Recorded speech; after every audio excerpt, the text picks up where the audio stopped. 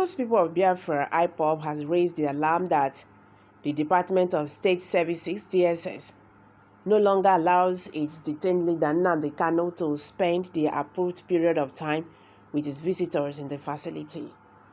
IPOB, in a statement by its Media and Publicity Secretary Emma Parafo, accused the DSS of violating the existing strict orders by Justice Binta Nyako of the Federal High Court on Kaun's welfare, describing such violation as deliberate, permanent, and insidious psychological torture being committed against IPOB leader Nnamdi Kaun.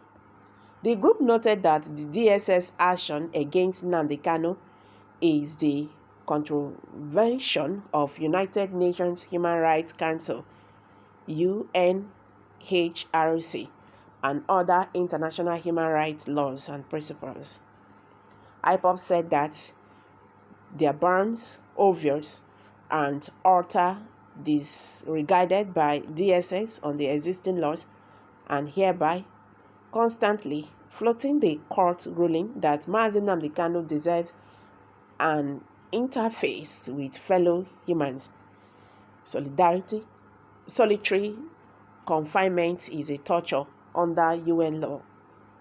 Justice Binta Nyako, a court order that Mazi Nnamdi Kaun should be visited twice a week, Mondays and Thursdays, by his lawyers, family members, and visitors of his choice.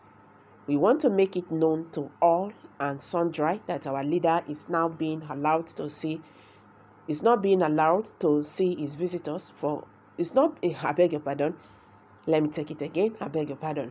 We want to make it known to all and sundry that our leader is now being allowed to see his visitors for only 30 minutes in contravention of the competent court order that approved 2 hours per visit by his lawyers and family members, warning the DSS to observe and obey the court orders. IPOB said, "We want to remind DSS of their required obligations, some of which are to abide by speculated court orders and procedures in handling all matters associated with our leader, Kaun, so as to minimize unseen circumstantial consequences should anything goes wrong. We are making a public call and open invitation to the international community, Amnesty International, embassies, governments, inter-society, and non-governmental organizations, including all reputable human rights organizations, to monitor the gross violation of all known fundamental human rights of the IPOB leader and other illegal incarcerated IPOB members in Nigeria.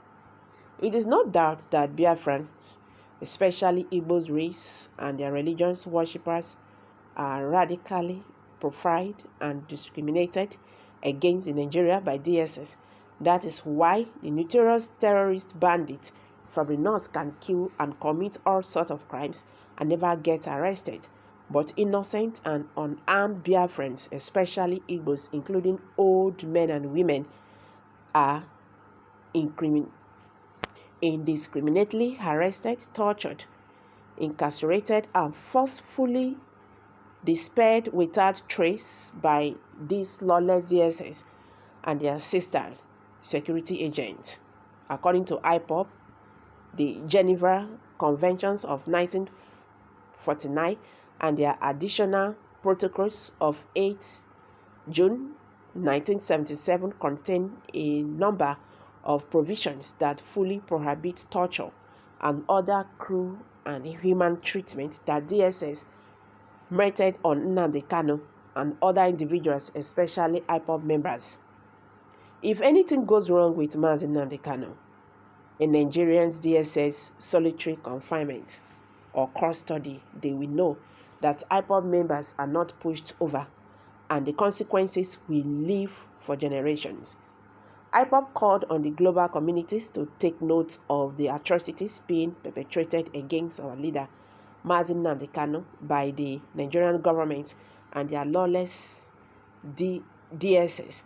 Mazi Nnamdi Kaun is being tortured in DSS dungeon because he spent 4 days in solitary confinement and allowed only 30 minutes to relate with humans on Mondays and Thursdays, as against the subsisting court order that allowed Mazi Nnamdi Kanu to stay up to 2 hours with his visitors. DSS no longer allow his visitors to stay with him longer than 30 minutes on each visiting day. How do DSS want Nnamdi Kanu's lawyers to interact with their clients for 30 minutes over ongoing cases? They ask. The court-approved time has been legally changed in breach of the court order without due processes. The flagrant abuse of court orders and dehumanization of our leader is not acceptable and must be stopped going forward. I beg your pardon. Well, DSS is President Muhammadu Buhari, and President Muhammadu Buhari is DSS. So 2 of them working together. You understand? We understand that DSS, they don't obey court orders. This government, they don't obey court orders. They are above court orders. You understand? But they should not understand that this man have a lot of followers. Come to think of it, what crime did he commit? If this government could free bandits, Boko Haram, who are killing people, destroying properties worth billions of nairas, displace millions of Nigerians from their homes, at the end of the day, they integrate them back to the society. Why can't these people pardon Mazi Nnamdi Kanu, a freedom fighter? The government is actually taking this case like a personal case. Anyway, let's see how it goes. But they should not forget that this man have a lot of followers, so nothing should happen to him. I'm dropping it here, guys. Kindly share your thoughts below the comment section. Thank you very much. Bye for now.